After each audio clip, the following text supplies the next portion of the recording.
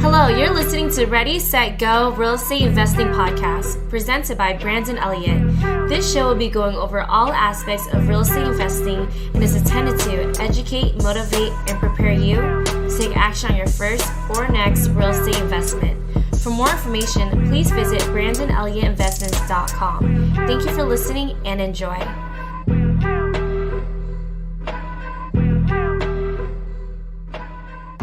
Welcome back, everyone, to Ready, Set, Go Real Estate Investing Podcast. I'm your host, Brandon Elliott.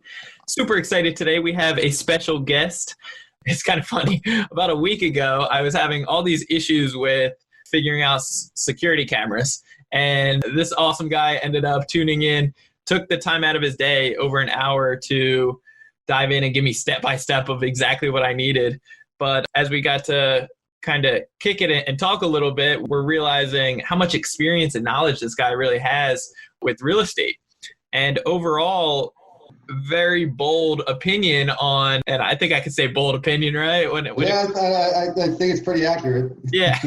When it comes down to stop buying real estate right now with all this coronavirus thing going on, and there's a little twist to it. So I'm going to let him share and dive into what we're talking about with that. But yeah, I mean, basically, Tom, you're from Massachusetts. That's where you live. You have a ton of real estate experience, but literally when it comes down to managing properties, the security cameras in general, which I got to see all of your properties and check out the high footage. Anybody out there that doesn't know exactly who you are or what you do you mind just diving into some of your experience and what you've been through? Yeah, absolutely. So I'm a mechanical engineer by trade. I actually still consult. I still hold a position called principal at a company called Medtronic. It's a medical device company. But, I got into real estate, sort of like stuck my toe in, pulled it out, stuck my toe in, pulled it out, right, over like the last, call it 9 years or something like that. But really like shifted assets into real estate, in the hundreds of thousands of dollar range, right? In like mid 2014 timeframe. So I'm a mechanical engineer, I'm a husband and a father. My properties are in Massachusetts and New Hampshire. I'm across two different states. Okay. Because where I live, you sort of have access like in either direction to both of them, right? Two insanely different rental markets. The laws in Mass and New Hampshire are just, it's like the Wild West up there, and it's Massachusetts reinventing every way they want to hold us down here. So, but 6 years ago, really understood like asset preservation and really understood what it means to turn assets into cash flowing entities and making a living from it. And I haven't looked back from there. So I love that. So back in 2007, cool. 2008 range, you started jumping into real estate, right? You got your first buying. Yeah. Well, it was what? A fixer-upper? My house. Yeah, my house. The house you see right here around me right now. Yeah, right? And now you're living. I'm not kidding, right? Yeah. So in 2007, I had made a name for myself in like the corporate world. I had put together some funds and some savings, and I said, you know what? I'm gonna go buy a house, half tipped over, whatever. This house was literally half tipped over. I had a half-built addition on the back. The guy went bankrupt from it. It had been sitting for probably 8 or 9 months. It was like 2 miles away from where I lived. I'd drive by this thing every day going to work, being like, there's opportunity there, right? Yeah. So, but it just wasn't my thing. Like I was like, I was like climbing that corporate ladder, and, I'd spent 5 years in engineering school, and I was like, stay focused, man. Stay focused. What are you doing? Like you just left school a few years ago. Like just stay focused. Sure. So, one day I was like, I can't stay focused anymore. I'm just like shiny, right? And so I called the broker at the time, got into it, and I bought it. And my intention was, I'll have this thing rebuilt in my spare time at night and on the weekends in like 7 or 8 months. I was going to do it myself, right? And I did. And the house came out, I think, really nice. Yeah. But the market just went. So bad timing. Which is okay. It just disappeared. Disappeared, right? Right out from my fingers. And so I was like, well, I need a place to live. I'll just live here. Yeah. Okay. And I've just lived here ever since. I love that. So besides 2008, the crash, was anything else affected? I know you're still working full-time, corporate job at the time. Being an engineer, you were one of the first that actually got let off, right? Yeah. So what happened is that I got picked up by this startup out of college. And then, I worked for them for like 3 years, and, we IPO'd, and it was like this big party, and it was great, right? Yeah. And then, so just like in this business, you sort of make a name for yourself, you get out there. And so on the engineering side of things, you can switch gears, and instead of like working full time for a company, you can go and be a consultant, like on your own, right? Companies pick you up, and they just want to date you for a few months and have you fix a problem and then see you, right? Yeah.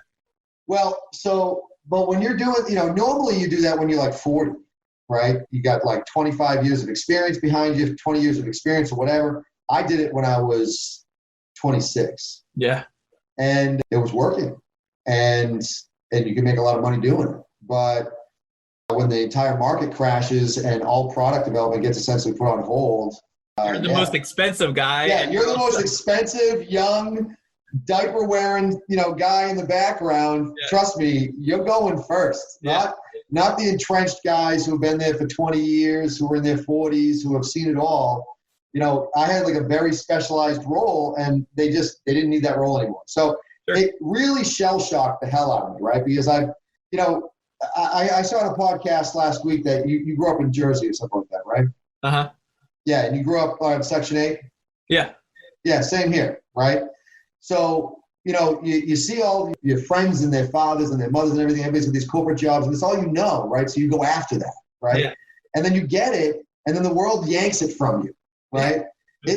It really takes a chip out of you, right? So, I've always been entrepreneurial, so long story short, I started this boat company, and then I was consulting when I could, and then I started this this painting company thing, and then consulting when I could, back and forth, whatever. Never missing a mortgage payment, that sort of thing. Just keeping the lights on, keep my head above water, retaining my savings, the whole thing, right?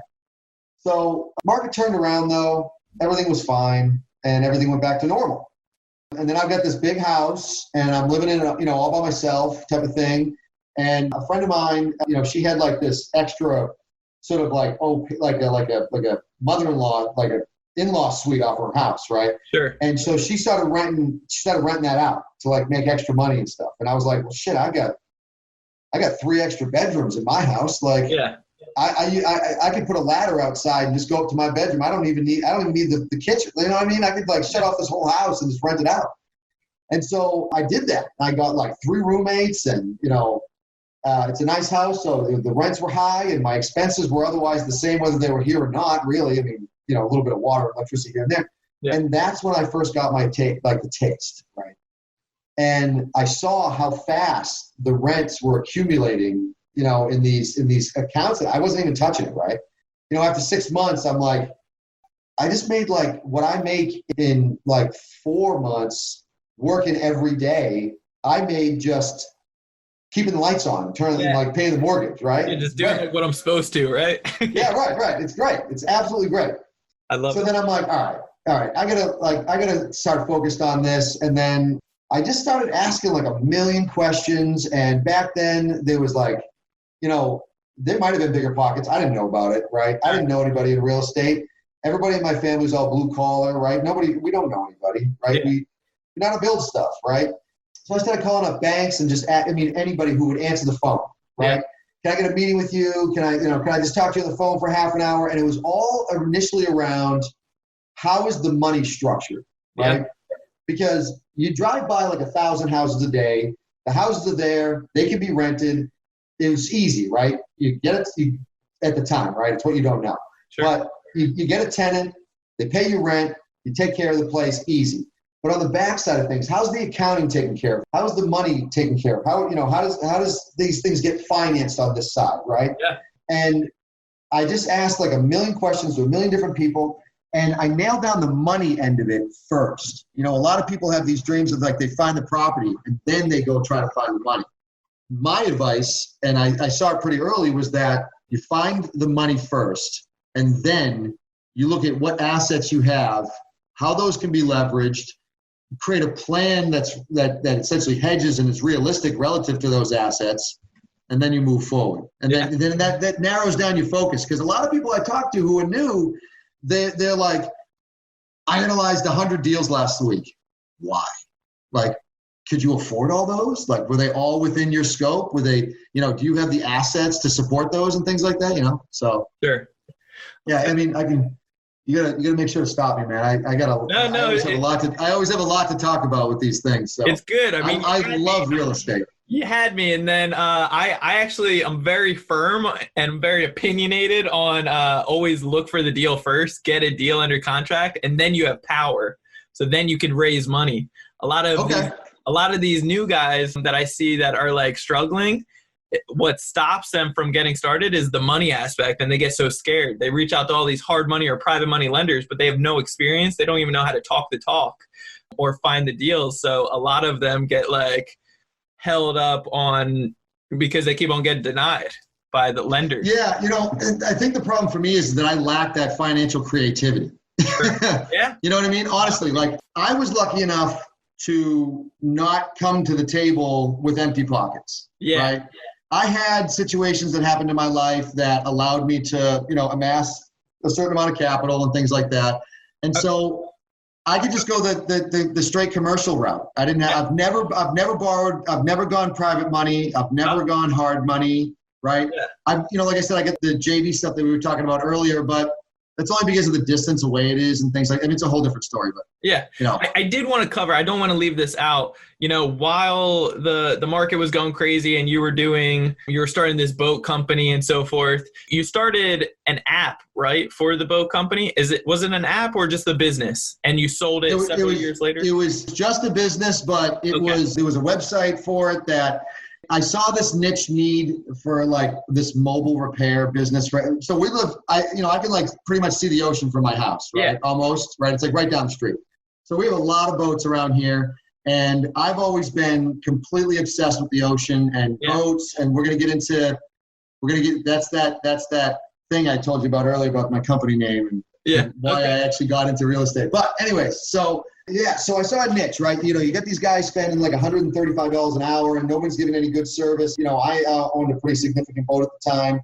And I was like, this is crazy. Like I'm relying on all these guys to like fix my boats and stuff like that. And it's costing me a fortune. And there's a different market for this. There's got to be. And so I started this mobile boat repair company called No Show Mobile Marine. And it's like everybody wanted it. Everybody. And it was like exactly what everybody needed in the industry. And we were amazing at customer service, and it just took off, and it was great. So eventually you sold it a couple of years later, made a good profit afterwards, which really helped you jump into real estate even harder, I actually sold it after I started in real estate for real, right? Okay. I always balance different income streams, right? So even to this day, I've still never given up the engineering income stream because I don't have to. Yeah. I just adjust for it, right? So these guys that get like, 5, 6, 7, 8, 9, 10 units, and then they're like, I'm retired, right? Like, I'm just going to like leave everything that I've worked the last 15 or 20 years on. And it's like, man, that's a great income stream like that. Find a way to keep it simmering at least, right? Like continue to get something from it. This whole section of your brain has been like trained to be really good at this. Like why completely just toss it out, let it go, right? And let it go. It's like, it's good income stream. This is all these things are, and one is no better than another, right? So all my income streams, let's say over the last 7 years, have like completely overlapped. And then at some point when it makes sense, maybe turned it off. Okay. But it's still rare. Yeah. So let's talk about why real estate for you. And I think this comes down to how you came up with your name, right? Which I haven't actually heard this yet. So I'm looking forward to it. So this is like a world debut, unless you're like really close to the chest with me. Because I've actually, I don't know. It's just something kind of funny and special. It's going to be anticlimactic, but it's going to be anticlimactic. But so the first, you're here to hear on the first for Ready. You are. Yeah. Publicly the first, but it's silly. So like I told you, I was obsessed with boating. I mean, I had like a 36-foot cruiser and center consoles and dinghies and you name it. And like I'd buy, I had my big cruiser and then I'd buy like a center console in June, get sick of it, horse trade it out for something bigger and better, do a couple value adds to it, right? Just like we do in real estate. And then to this day, I can say that I have never sold a boat that I purchased for less money than I purchased it for, regardless of how long I owned it. So that's kind of a rare thing. I was just about to state, like, yeah, but like boats aren't an investment, but if you're still making money from it, you know, there's a way. It's no different. Everything in this world, value add, get rid of efficiencies, leverage down, and you'll make money. Yeah. That's it. Simple as that, right? So I'll cut right to it. So I had this insane obsession with boats, and it was expensive, right? I mean, on the order of anywhere from like $50,000 to $80,000 a year expense in my life. That was, you know, unless when I traded and things like that, traded boats, you know, broke even or made 10 grand or whatever. You know, other than that, it was very expensive hobby. So I said, I need something that funds this. I need something that like brings in income that I don't have to worry about writing these checks for my boats, and I can just enjoy it, right? Because at some point you get like forced to like use your boat, right? Like it's raining out, it doesn't matter. I don't live in San Diego. We have like 4 months out of the year that like you get your boating in, or you're just looking at it under the cover, right? Yeah. So, you know, I was on the water 4 or 5 days a week easily. And so I, you know, you'd feel bad spending all this money. It's raining out. Nobody wants to go out on the boat when it's raining out, right? But you're out there because you're like, I feel like I need to use this thing because I'm just bleeding money, right? Okay, so I said, I got this. I'm renting my house. Let's do this on a larger scale. So I started researching real estate. Let's forget all the background of that and just jump right in. I went big or go home right out of the gate. So I bought a 14-unit building that was 90 miles away from my house, and all the stats looked good, and its sole purpose was to fund my boat addiction. Yeah. And the corporate structure that I have for my company is MBF Enterprises, and it has a bunch of subsidiaries and things like that, but the original subsidy was my boat fund and real estate enterprises. Yeah. Right. Yeah. Whatever. Right. So, and then, you know, the first building I bought, like, you know, like the electric bill's coming, right? And it says like my boat fund and real estate enterprises on it. And, you know, our checks say that and stuff like that. So obviously I had to deviate it out and do MBF Enterprises. But to this day, the parent company for everything that I have is my boat fund and real estate enterprises. I wish I had something around here. I love that. That is so. There's got to be a bill around here somewhere. Yeah, it's a good reminder. It's a good reminder seeing that every day. Yeah. You know? Yep. Exactly. So, anyways, so I mean, the real 30-second story on that is when I was signing my first mortgage, my first commercial mortgage, my money guy calls me up and he goes, "Tom, what's your LLC name?" And I'm like, I don't have one. What do you mean? He's like, "You need to go create an LLC today." Yeah. And he goes, "But you're going to need a name." And so I got to drive. I had like an hour and 15 minutes driving up north. And I called like my brother and one of my best friends, this guy, Greg. I said, "Guys, I need a name. I need a name for this company. I don't care what it is. Yeah. Right? I didn't know the impact. I don't care." Yeah. But, I think I'm probably going to regret it if it's not at least minimally decent. Right. Yeah. So I called up my buddy Greg and he's like, "Dude, well, why are you doing this?" He's like, "You created a boat fund to, fund your hobbies and stuff like that. Who cares? Call it my boat fund and real estate enterprises." So, and yeah, man, that's what it came from. I love it. It's just been that ever since. And I never got rid of it. The parent company is still my boat fund and real estate enterprise. Like all of our leases and checks and bills and everything else that come in for each individual building and stuff, they say MBF on them. Do you still have that first property? I still have that first property. So let's talk about that first property, and then afterwards I'm going to talk about lead generation.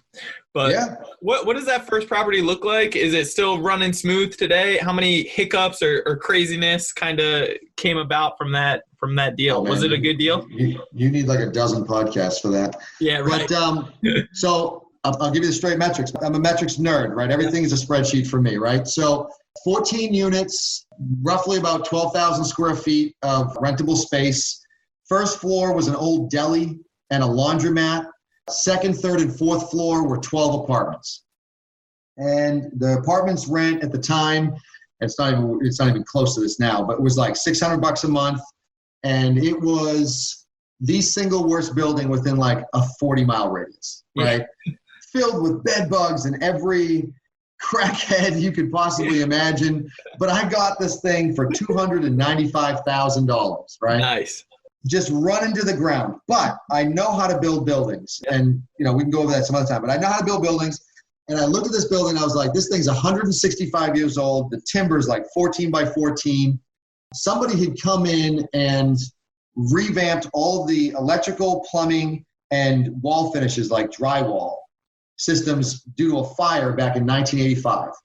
So in terms of like age, the systems were all modern and brand new. Yeah. But the apartments were all dated in how they looked. The hallways hadn't been renovated in like 80 years. Yeah. There was like very, very inefficient common equipment throughout the building. They had an open litigation for a slip and fall where a woman like broke something because they had like a washout in a driveway. And they just, these guys, it was 4 owners and they thought they were going to get rich and they just lost their shirt, right? Yeah. So I pick it up and I just get to work. One of the first things I did was I got a hold of somehow, and again, like I said, I made a joke earlier. I have no idea how I met my money guy, but I did. And I have the same money guy today. My advice to anybody out there, find a source of money that you really click with that person that's in control of it. Yes. If they leave that bank and they go to another one, dump all of your mortgages and follow them. Boom. Go where they're going. They are your water in the middle of a desert, right? Yeah. And make sure that you click with this person and you guys look at properties the same and you look at risks the same. I mean, it's a big ask, right? To sort of like find your soulmate, so to speak, right? But might not happen overnight, guys. But do me a favor. Like, do not shop around. Don't go ahead and shop that one extra point. Don't look for those 20 basis points and just some guy who gave you your first opportunity, you just leave him in the lurch and go running off to the next guy who's $50 cheaper, Sure. right? Stick it out, and I'm telling you, it'll be the best thing you ever did. We mortgage out right now in the high 2s. Yeah. Good luck. Yeah. You know what I mean? Like, that's because of the commercial side of things, everything is all about risk, right? It has no conventional source of regulations surrounding it. There are no limitations on what we can borrow or at what rates we can go down to or up to or anything, for the most part, right? So now you got the funds from your private money guy or your hard money. No. It was a bank. It was just a bank. People's United Bank, just a standard bank. Yep. People's United, nice. So you got the money. Is that what it was valued at the time, or did you get it discounted? It was appraised out like in the 4s or something like that, whatever, something. Currently, as distressed it was. As distressed, yeah. Okay. Because of its income potential, yeah. And then how long did it take you to revitalize? So the deal is that Brad and I said, this place is not going to stand like this. You can't leave it, right? You can't just be like, oh, we'll just see what happens, right? Yeah. Whatever. So the plan is that he gave me a, I don't know, it was like $65,000 construction loan on top of that, right? Yeah. And the deal was that I was going to go in and I was going to get rid of the deli and get rid of the laundromat, and I was going to build a 2 and a 3 bedroom downstairs. And then I was going to use the cash flow from the building upstairs to renovate every one of those units on a rolling basis, right? Yeah. And this all looked really good on paper. So, I walk through the door and I go after permits. I go after, I come up with all my own drawings and designs and architectural sets and everything else like that. It's actually still around here somewhere. Right. Oh, here it is right here. Hold on.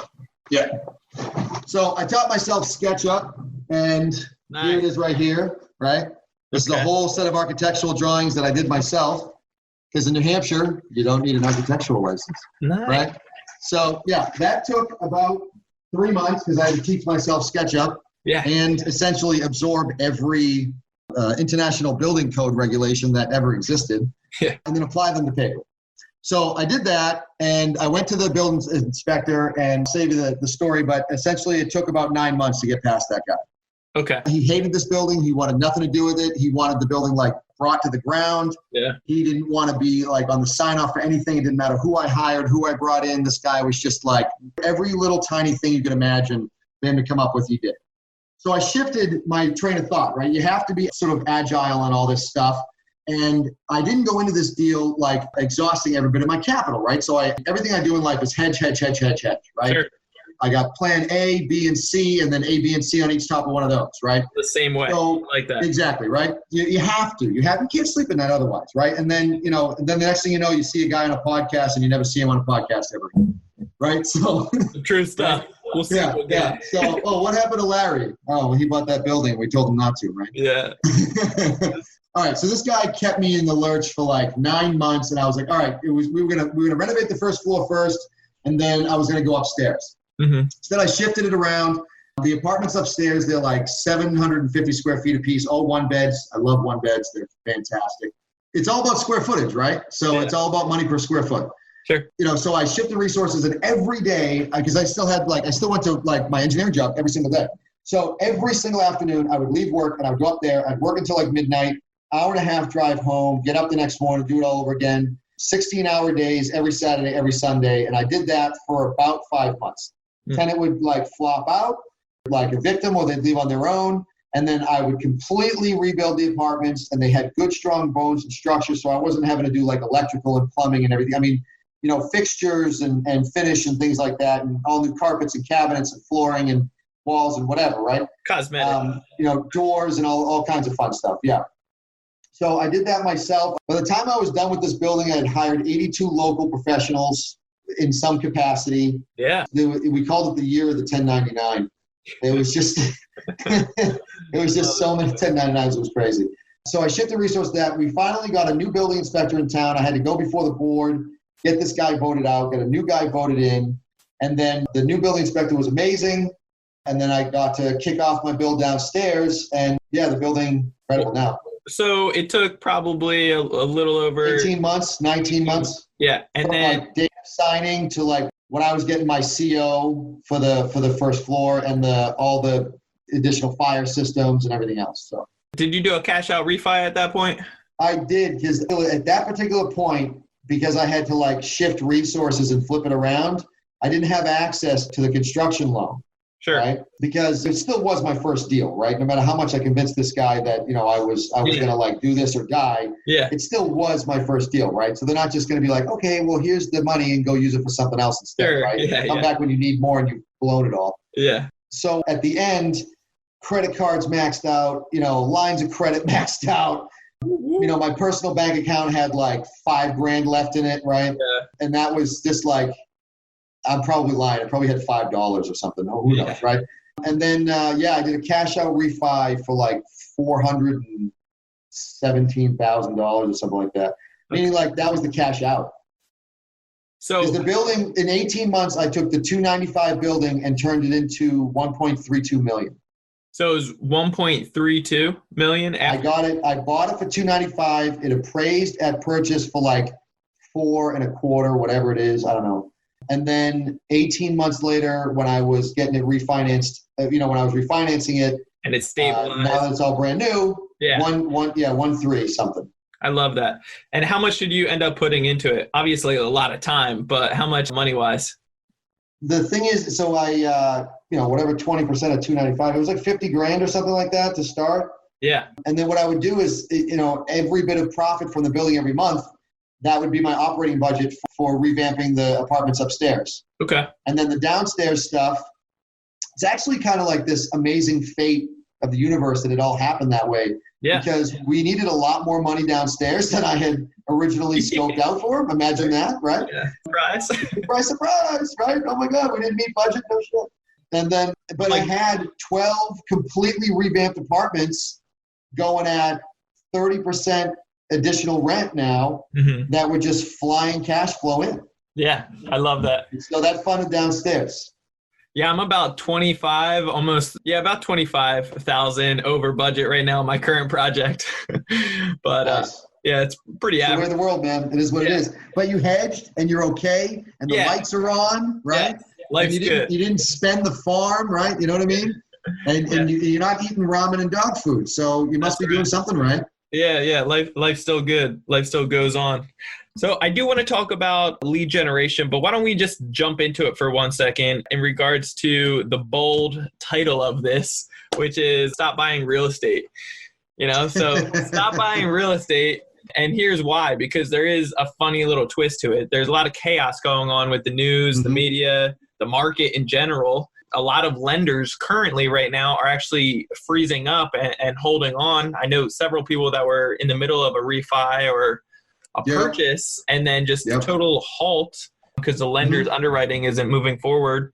You know, the stock market has gone up and down a million times. I don't even, Yeah, I don't look at that either, but you know, usually it's stocks first, then real estate. So what is your opinion on, I guess, with the coronavirus and everything, why would it be, I know you're not buying anything right now, right? No, but my eyes are always open. But no, I'm not exactly like, you know, sneaking around in the middle of the night with flashlights and windows looking at deals right now. Yeah. No. Yeah. So why stop buying real estate right now? And I know there's contingencies on this, right? I'm going to get a lot of flack for this, man. Yeah. I'm throwing you on the spot. You know, you could be an ambulance chaser right now and probably find a lot of people that are going to be becoming distressed, right? Yeah. And you could either take you could take two pathways. You could try to help that person keep their current asset, advise them, or give them, share, common resources together, or network with other people, connect those people to help this person stay in their asset. Or you could steal it out from underneath of them. And if they lose it, frankly, it is their own fault because they should have hedged, but they didn't, right?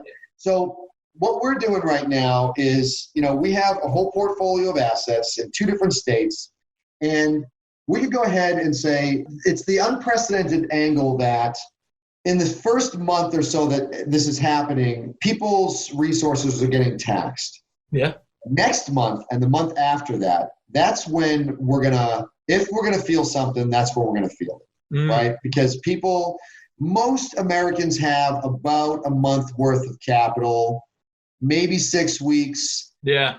Then they're struggling, right? Not enough are really prepared for something, long. And nobody usually is. Yeah. Nobody usually is. Unless they're going now they're going to jump into their 401ks and they're going to do this and everybody's getting, but their 401ks are now trashed because because of the stock market, and people are going to be flipping them. So your average home buyer and things like that, I mean, they got equity, they got this, they got that, they got, steady work. On the rental side of things, depending on what market you're in, I mean, downtown San Diego, renting a house probably a third of my size probably costs twice as much, right? So it's all relevant. But around here, your average renter has got, anywhere from like $50,000 to $80,000 in income per year, right? Sure. And so if that income stream just shuts off and they're in their 20s or early 30s, they got no capital built up, then you're going to start to you go buy a building tomorrow, the financials are going to look great. Your income streams are going to look great. You have no idea what these tenants do for a living. You have no idea what type of human beings they are, right? They could be somebody who cares about just themselves, or they care about the common good. Yeah. We, on the other hand, only rent to the second group of people, right? We're like, shit goes bad for you, that means it goes bad for me and vice versa, okay? Yeah. So, and if you understand that, then come on in, we'll rent you an apartment. But if you're all about yourself and if things go south and you just check a box and that's it, turn the lights off and walk out, that's not what we're about. So anyways, because for instance, if we have tenants that have problems any other time, right, any other normal time, we're right there for them. Yeah. Right there for them. Payment plans, miss a month. We have a program type of thing called Miss a Month, and we're there for them. So anyways, my point is that no matter how good of a tenant structure you have, when the money's gone, the money's gone. Sure. Right? And the deals that you're going to be looking at in the short term right now are going to have financials from last year. Yep. You can assume it's going to look okay. It's going to look good. It's going to look okay, right? It's going to look okay. But unless every single person in that building is a nurse, all right, then who knows what's going to happen, right? Yeah. You're gonna. This guy's selling for a reason. And I saw on a podcast one time that you said, I always ask you, what are you going to do with the money? Same here. Yeah. Why are you selling? Yeah. Do I need to be worried while you're selling? Yeah. Yeah. Because it's important. It's where's that door where you've got a half a dozen dead people back here that I don't know about, right? And so I actually I'm not horrible to sell to, but I will ask you questions that you can be guaranteed. Yeah. And I'm going to ask you probably some uncomfortable ones. Yeah. But right now, everything is about risk, right? So what are you going to do? you're going to go buy something, unless you buy it from your buddy who you know is going to treat you right and be like, all right, listen, you're going to worry about 7 and 2 and 12. And the other 5 are going to be fine, right? Yeah. Where's that deal? Yeah. This is what I wanted to clarify, though, because I know you're very bold on, like, right now is not the time to be buying real estate, right? Let's wait it out, see what the next 6 months look like or what have you.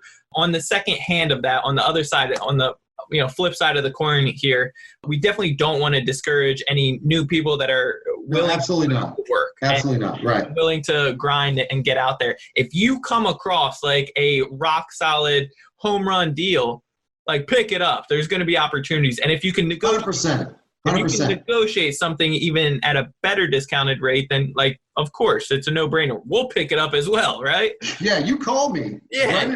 Brandon will put my email at the end of this. Yeah. My phone's right here. Yeah. We've got cash. Yeah, okay? exactly. So, but besides that, and I do agree with you, we're not staying up late night like we might have in the past, looking and searching around, really hunting for the deals, for the opportunity, because right now is one of those rare situations that we don't know what tomorrow necessarily is going to look like. We know what the last 30, days have been, 45 days, and it's new times right now. Like, history is definitely in the making currently. So what the next couple months look like, or the side effects from the last 60 days, what that's going to look like in the future, who knows? And that's what we're we're looking at. I mean, you'll know relatively quickly, and I mean relatively because, real estate's a long game, right? Especially in the buy and hold side. Yeah. But in the next 6 months, I mean, I'll be right back into the swing of it, right? Yeah. But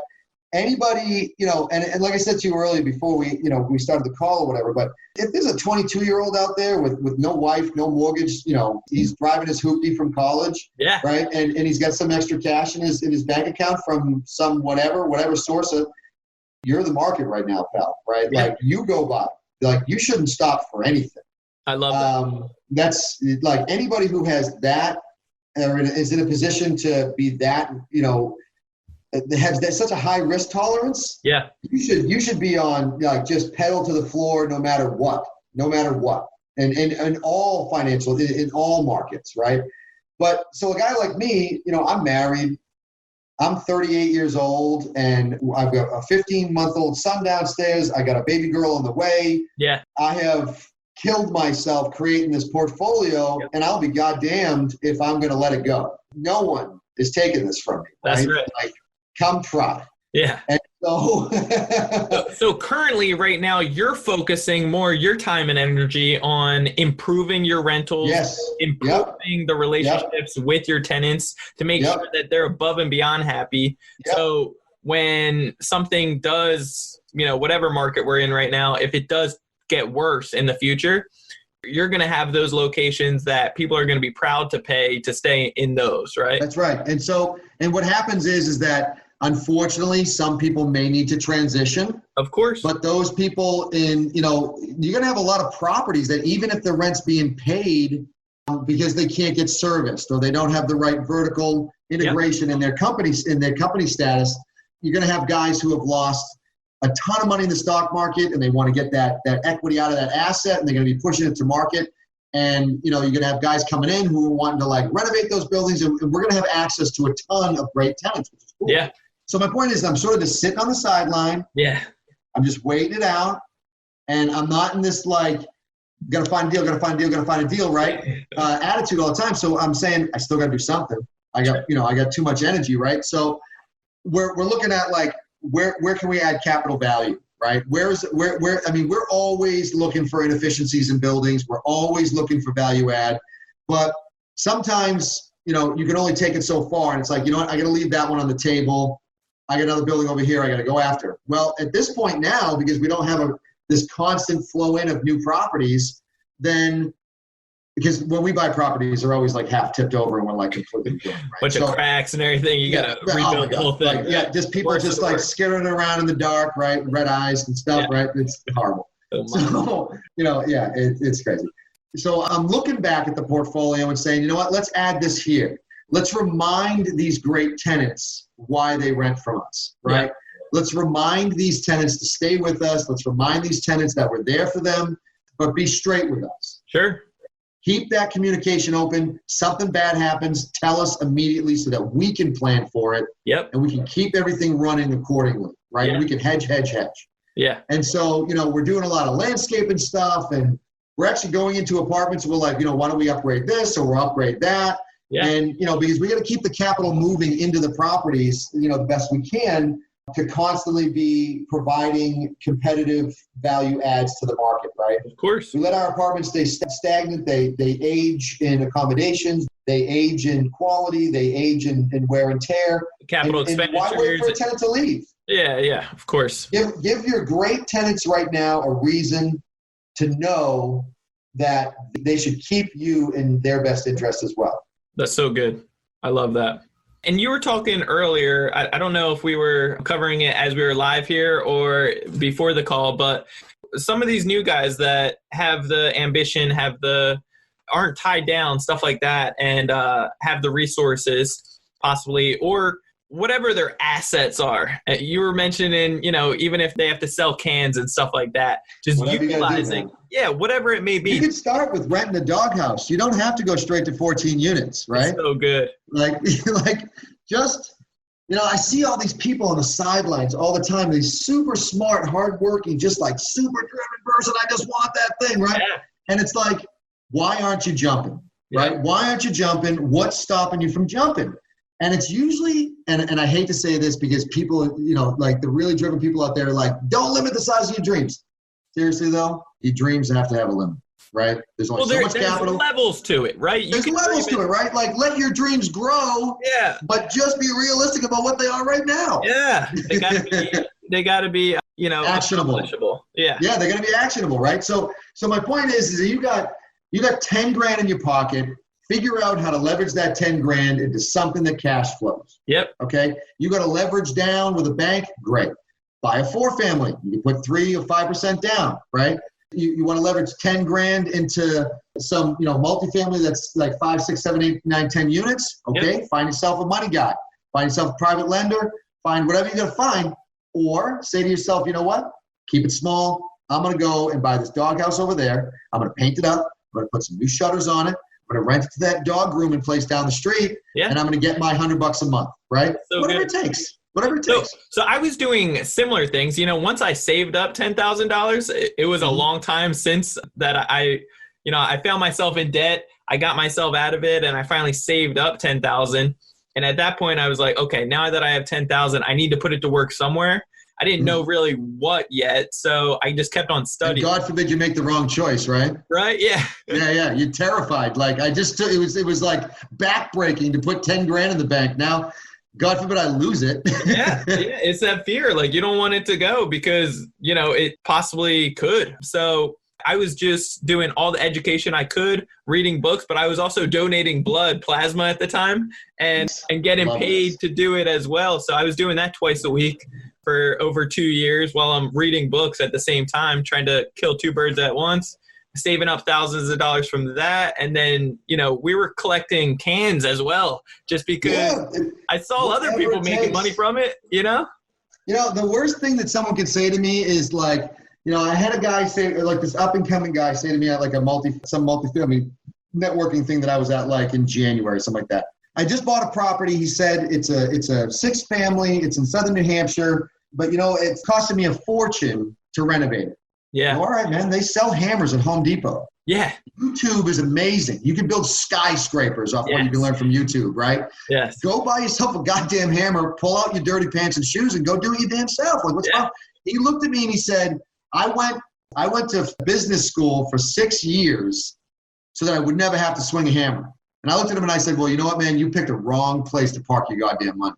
Right? You picked the wrong place, pal. Like, you don't start out with this getting it handed to you. Man, if I could show you some shoes. There's a pair of shoes around here that I've got like framed in a box or whatever, man. I wore those things until we refinanced. Yeah. Right? And he just had this attitude like, no, that's below me. And I'm like, you want it or not? So It's the sweat equity and then getting creative. So we got to the point where we saved up, even with collecting cans, we were just going to restaurants and picking them up. So I didn't need to dig in trash cans and just pick up whatever you got to do though, right? Yeah, it's more efficient that way, right? You go to one stop, you get 1,000 cans, you got to go to 1,000 houses to get, So be creative, think for yourself. And then doing that, we were just Googling different ways that we could get extra money. So we took that 10,000, it took a little bit of time, but we turned it into 35,000, and then we realized we could use credit as well. So yeah, that's cool. See, I left my credit untouched as like a backup plan. Yeah. Right. It was like I put it under a glass with a little hammer next to it and said break glass case of emergency. Right. Yeah. I smashed the hell out of that glass, but it was there when I needed it. Yeah, exactly. So there's power behind it, and just getting creative, which I really love, and the sweat equity, that's where it comes into. But kind of like you mentioned as well, all real estate or any type of business really, it's the value add. So it's finding whatever kind of stability it's at right now, ideally distressed, and then finding how you can improve it, make it better, and increase the value in it, which I love. Yeah, a lot of viewers should.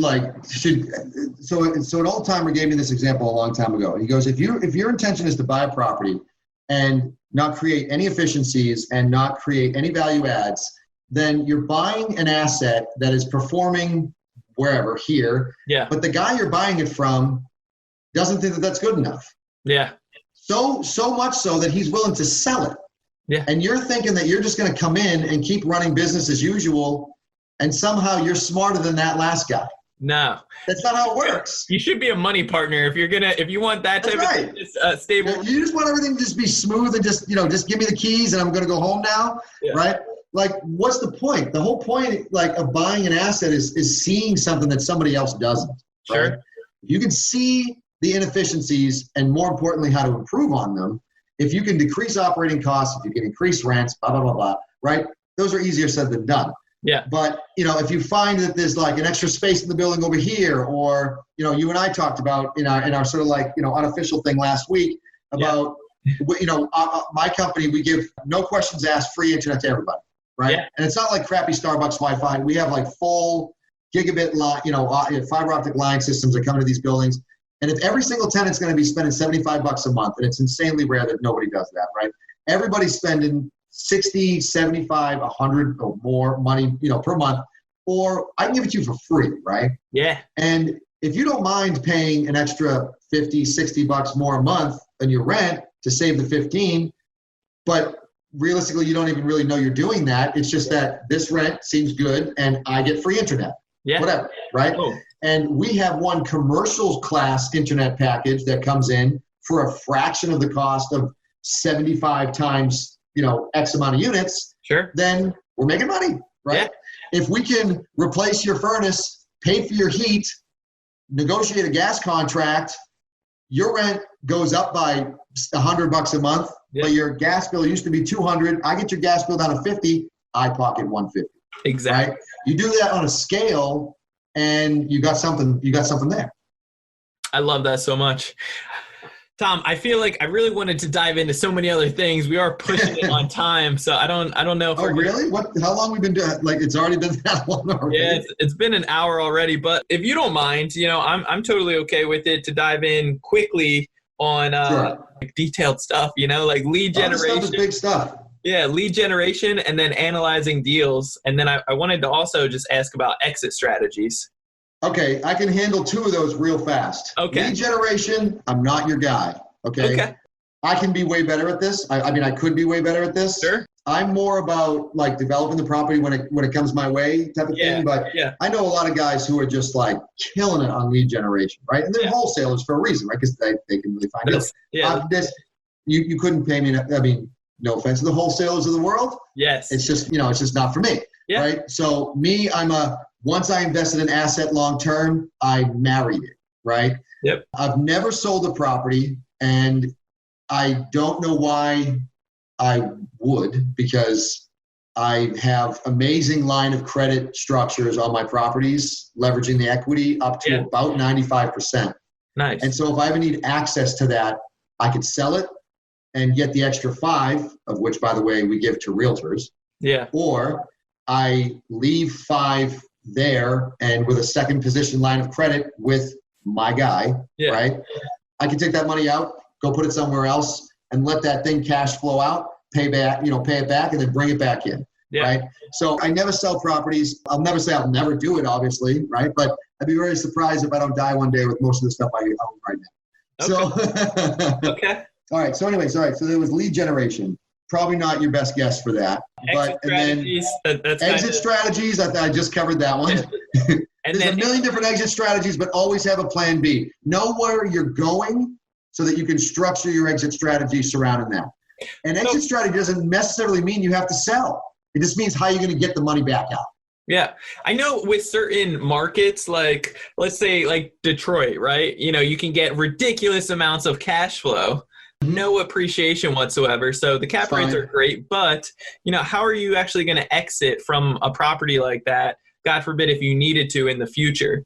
It's going to be one of those things that you'll probably have to take somewhat of a loss in certain avenues. And I know the flip side of that, there's also syndications of big multifamily typically have an exit strategy because their income hits a peak of what, Yes. Yep. Yeah, because, that's like a whole other podcast show just for that. Yeah, I know. It's detailed. About the depreciation of syndicated assets and exit strategies on that. That's about 5 hours. Yeah, it gets a bit much. But anyway. Right, so analyzing deals. Yeah. All right. So for me, my first deal was analyzed. Will this cover my boat obsession or not? Yeah. It was real easy. Real easy, right? And it did. And so I was in. But then after that, what I want to say for like new guys is that you're not going to get a second intuition for analyzing deals until it's like the 10,000 hours to masters type of thing, right? Yeah, you got to go through. One day you woke up and you were a baby and you started to walk, but you walked kind of funny, right? Yeah. Like my son will probably walk in here in a second, right? Yeah. But you got better at walking, right? But you walked. And so this is the same thing with analyzing deals. Know the fundamentals, right? But more importantly, know what your goal is, right? Like, where's your threshold? Are you willing to do all this for $50 a month in cash flow? Or do you want like $5,000 in cash flow? Yeah. Because if this deal doesn't do that for you, you're going to be unhappy. And if this thing will become an anchor on you, right? All right. So analyzing deals it's very simple. Pull up like a whole sheet and just show you exactly how I analyze a deal out. But yeah. Yeah, whatever you want.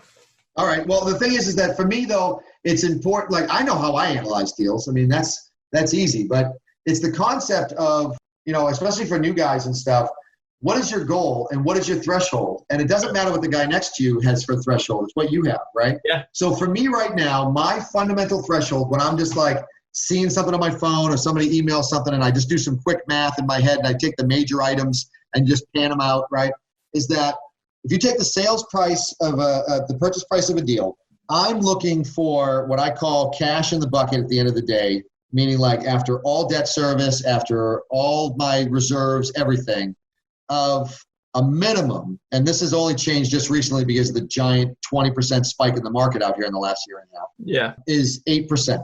So an 8%, every dollar, 8% of the money is left over from the total gross in the bucket at the end of the year, no questions asked. Okay. All right. Now, I used to be back in 2015 around like 12%. Sure. But I've had to readjust down as the market comes up.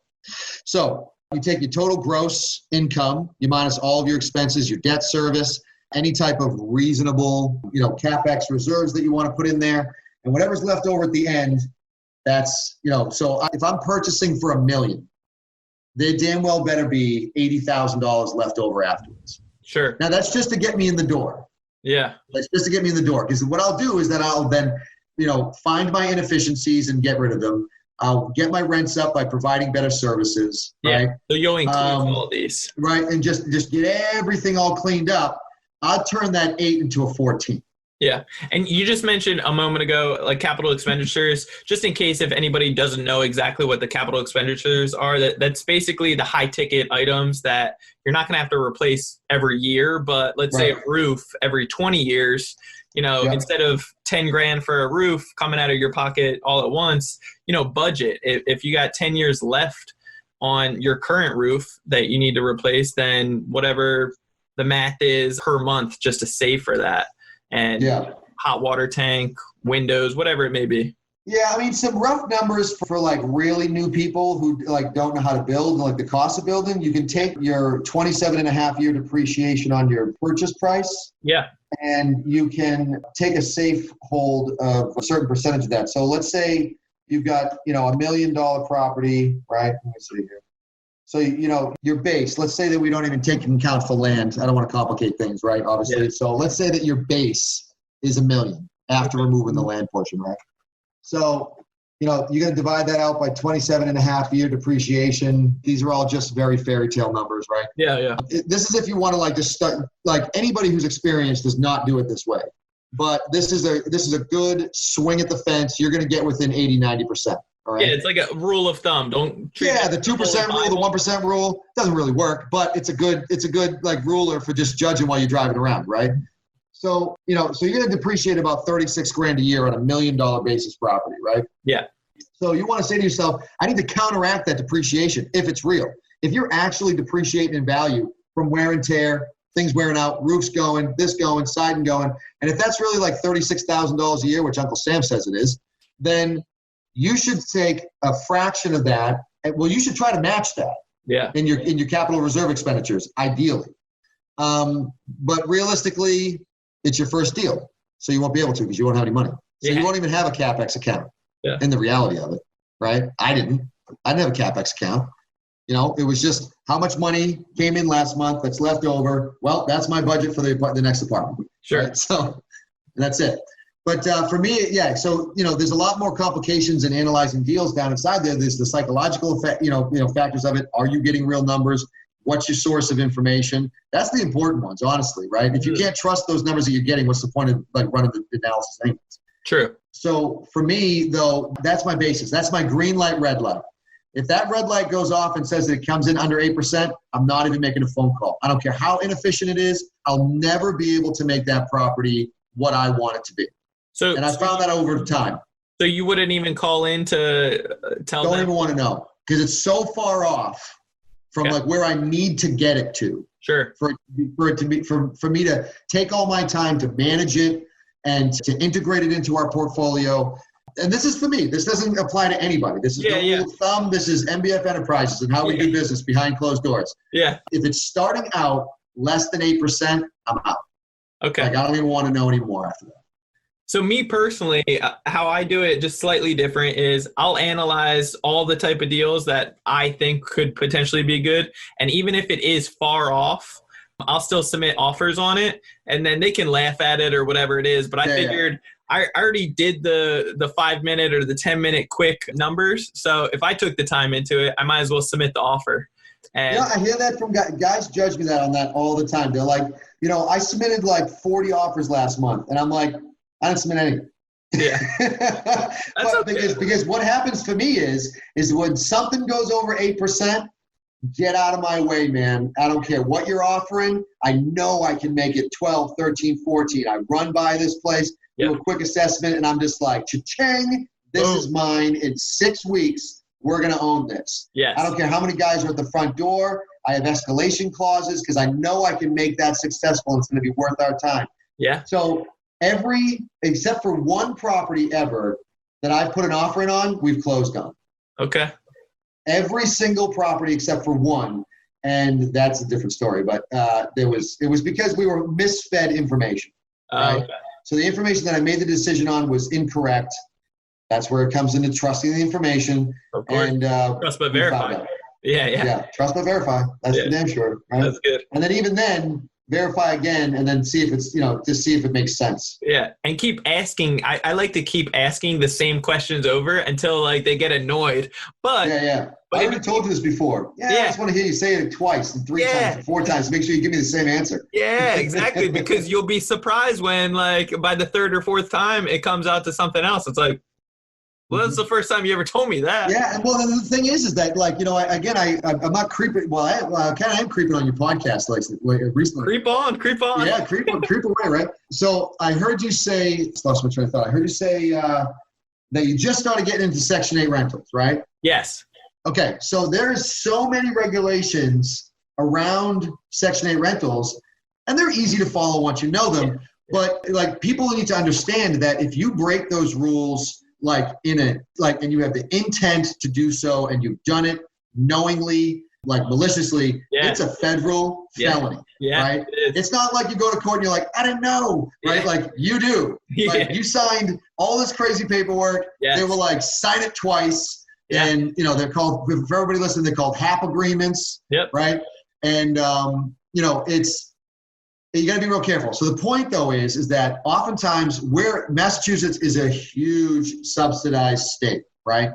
Like, we have a lot of professional tenants. They're amazing people, but these people don't pay rent, and they get crazy subsidies. Like, on $1,800 apartments, they're paying $49 a month, right? Wow. And so, with all utilities included and everything else. So my point is, though, is that when you go to buy a property and you're getting fed misinformation from somebody about that apartment, about their rent, about these side deals that they have with these tenants, super illegal, by the way, super illegal. 1 penny more, you can't rent storage, you can't charge for dog, you can't do anything. The premium parking spot, none of that applies to these people, right?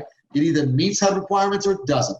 And so, long story short, we got fed a bunch of misinformation on a 6-family in a town called Fitchburg. And we closed so fast that we have this whole package that we go after each one of the housing authorities that apply to the building with, right? You ask all these questions. They're called estoppels. We get estoppels from the tenants, but we also get estoppels from the housing authorities as well. Sure. And we know most of the people that are like the players there, so they're real honest with us. So long story short, we closed so fast that I couldn't get the response from one of these housing authorities. And so I come in and, the tenant pays the rent. I think it's the right rent. And come to find out, she's paying for, like, I used these examples before, but it's real. Premium parking, a rental, a storage thing in the basement. She was reimbursing the landlord for the utility allowance that the housing authority was providing, right? Insane. And so, like, the reason why we figured this out is because she sends us a check for, like, what she received from the housing authority, right? Well, no. So the normal rent came to us, right? Yeah. All of our rent goes into a bank account. We never see the rent, right? All the tenants deposit it. They don't send us checks. But this tenant sent us a check it was like $89. And I call her up. I'm like, what's this for? She goes, oh, no, that's your portion of the utility subsidy.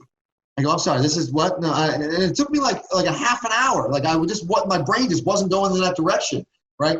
For me to like click and go, whoa, wait a minute. Whoa, Jesus. Like, somebody put this in a box someplace and get my fingerprints off of it, right? Like, and so I immediately left 1,700 emails and made 5 phone calls to everybody I could over at this housing agency. I was like, this is what's happening. I had nothing to do with it.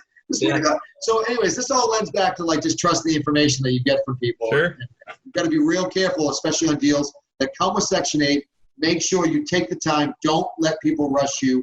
Get responses from the Section 8 Housing Authority, because as soon as you own that contract, and if they could ever insinuate that you participated in it, even mistakenly, it's a federal crime. Yeah, that's so true.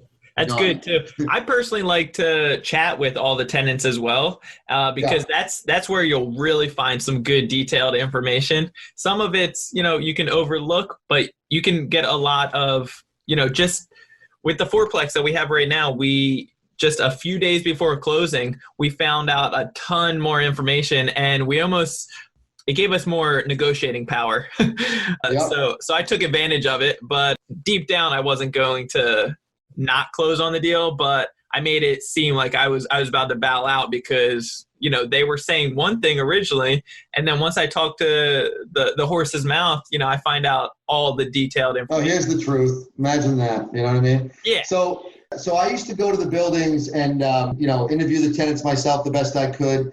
But a lot of, and it's those situations where the landlord goes, the current owner goes like, we haven't told the tenants we're selling the building. So if you could go ahead and it was the same way to that. And I'm just like, oh, okay, that sounds great. And we're running over there now, right? Yeah. Are you kidding me? Who cares if they sell the building? Nobody, in the end, nobody cares. Exactly. Nobody cares. Nobody cares. Nobody cares. Yeah. In fact, they've now got a new guy who's going to come in, and in order to keep their business, they get to go ahead and throw around all kinds of demands. I need this fixed. I need that fixed. Exactly. This guy's been telling me for a year, right? You want to be my friend? You want me to pay the rent? Like all this stuff. Yeah. So I've got a guy now, and his name is Julio, and he's from Puerto Rico. He speaks Spanish, which is fantastic. Yep. And he goes around and he knocks on the door on my company's behalf. And he's got this like super sweet face to him, right? Like he's just super friendly. And he just knows all the right questions to ask. And I pay him $100 a door to do it. Boom. I mean, that's perfect. He has saved my ass more times than I can imagine. Yeah, that's so good. We do that before the offer, by the way. Yeah, exactly. Don't be like me. Yeah. Don't be like me. All right. Well, Tom, I appreciate you so much. There's nothing but, ton of gold nuggets on this episode. Oh, thank you. You gave a ton of value and a lot of your time, double now. The first time it was just recorded one-on-one with me. I love this stuff, man. I can't get enough of it. So don't worry about me. Yeah, I appreciate you, brother. What can the listeners or myself do to give back to you? Right now, I'm honestly, like I said, I'm slowing down for a lot of reasons, but I'm a sucker for a good deal. So if, somebody needs help somewhere, if somebody wants to transition from this business to that business, anything off market that, has real value, I'm not a big fan of junk. But yeah, give me a call, email me. I'm not looking to brag or anything. If you've heard anything from me in this episode, it's that I hedge, which means that I have a lot of capital reserve accounts, and we're always in a cash-heavy spot. We have all of our lines of credit, so we can usually move on pretty sizable deals very, very fast. Yeah. And anybody who's looking to sell, you got to sell in order to buy. So, yeah, give me a call, hit me up on my email, hit me up, through Facebook. Cool. How can people get a hold of you? So you can hit me up through I only have personal Facebook, so that's just, Thomas Gagnon, and I'm north of Boston in Massachusetts in Beverly. You can also email us directly at the office at mbfenterprises.info@gmail.com. So that's mbfenterprises with an S on the end, .info@gmail.com. I'll shorten that email one day. It's too long. And then, I'm not going to post my phone number on a podcast, but, if you email me, I'm always happy and actually prefer to talk over the phone, talk in person on something. So feel free to reach out to me, and I'll be happy to share my more personal contact information and go from there. I love that. Tom, you do seriously have like a huge heart of gold that constantly always in the avenue of giving, which I highly love. And that's the type of people I love connecting with. So yeah, I'm super excited and glad that we were able to knock out this podcast episode and give back to the listeners. Tremendous amount of gold. We definitely got to get you back on as well, because we need to deep dive into all these other I feel like we kind of gave like the title page here, man. You know what I mean? Yeah. Some of the stuff we dove deep on a little bit, not even deep, but we sort of just skimmed the surface. But yeah, it's we definitely know what the chapters are called now. That's right. We got to create a book out of this afterwards. Well, Tom, I appreciate you so much. Any of the listeners, make sure that you guys reach out to this man, as well as hit that subscribe button to Ready, Set, Go Real Estate Investing Podcast, so you get the newest notification every single Monday. And leave a review. Let me know what you guys think about it. You can always find me at BrandonElliottInvestments.com. Otherwise, Brandon Elliott Investments for Instagram, or Facebook.com/Brandon Elliott REI. Also, Facebook.com/Brandon Elliott Investor. So you guys are more than welcome to reach out if you guys have any questions whatsoever. Would love to hear from you guys. And if you guys hit that subscribe button and leave a review, just send a screenshot of that over to me anywhere on social media, and I'll send you my book, Action Driven, absolutely free. Give it to you guys on the house. So appreciate you guys so much for tuning in, and we will see you very soon next week. Tom, you're the man. Appreciate you, brother. Thank you so much, Brandon, man. I can't appreciate it enough. Yeah, God bless. This has been another episode of Ready, Set, Go Real Estate Investing Podcast, brought to you by Brandon Elliott. For more information, please visit BrandonElliottInvestments.com. Also, please don't forget to like, share, and leave a comment below. Thanks again for joining. Until next time, God bless.